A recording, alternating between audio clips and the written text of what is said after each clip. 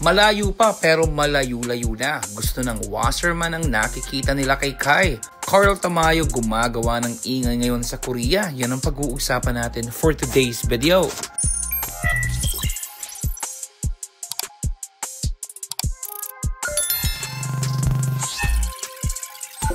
Malayo-layo na nga ang nararating at kaibahan ng bagitong Kai Sotto na nagsimulang maglaro sa NBL Australia kumpara sa nasasaksihan natin ngayong season dito sa Japan B-League.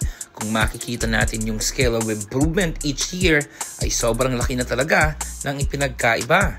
From his 2-year stint sa Adelaide 36ers hanggang dito sa unang dalawang team niya sa B-League ay makikita ang tinalo ng kanyang production, and ang isa sa malaking factor lagi ay yung playing time niya. Nung nalipat siya sa Yokohama B Corsairs from his first team na Hiroshima Dragonflies due to injury, ayun na siguro ang pinakamagandang nangyari sa career ni Kai dito sa Japan, dahil dito ay mas lalo pang nag-improve ang laruan niya dahil na rin sa tulong niya ng point guard ng Yokohama na si Yuki Kawamura. Yung confidence ni Kaiju mas lalong tumaas at mukhang na-unlock nga yung tunay niyang kakayahan as a big man. Kaya naman dito ngayon sa Koshigaya Alphas, kahit walang Yuki Kawamura ay namamayagpag na siya and kayang-kaya niya ng pumuntos galing sa sariling sikap. Most of the games naman nila ay maraming beses na sariling sikap talaga siya dahil medyo basag ang side mirrors ng kanyang mga teammates.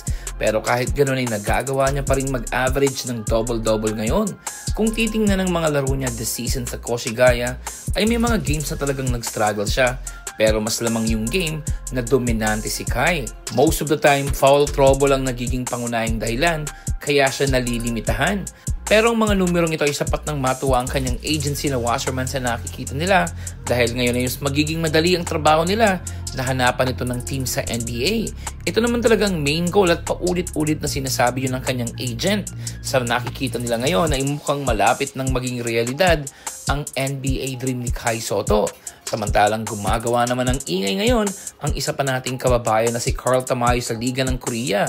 Na-recognize nga si Carl bilang Best Player of the Week sa KBL dahil sa ganda lang ipinakita nito the past few games.